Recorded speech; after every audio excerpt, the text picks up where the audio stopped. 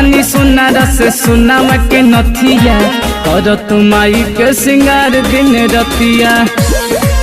धदलाइल बानी सोना रस सोनामा के नथिया कर तुमाई के सिंगार दिन रतिया।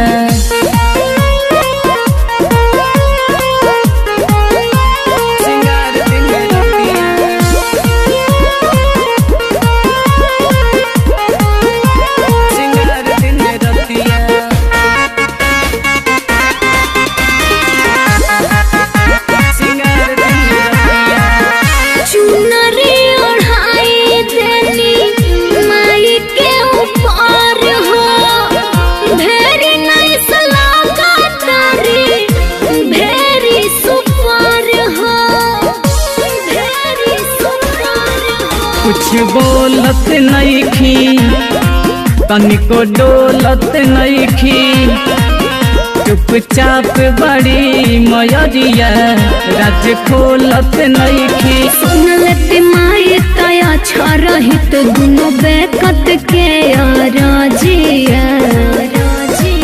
धदलाइल बानी सोना रस सोनामा के नथिया कर तुमाई के सिंगार दिन रतिया। धदलाइल बानी सोना रस सोनामा के नथिया कर तुमाई के सिंगार दिन रतिया।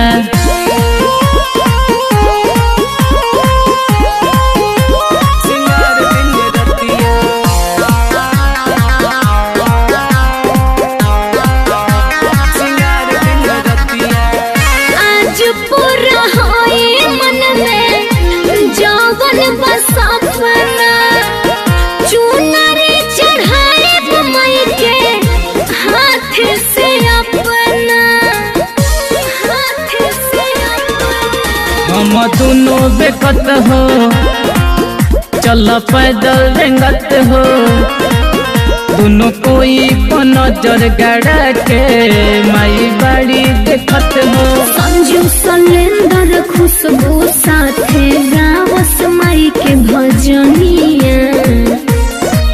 धदलाइल बानी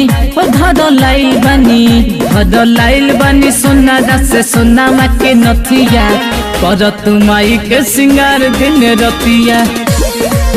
धदलाइल बानी सोना रस सोनामा के नथिया कर तुमाई के सिंगार दिन रतिया।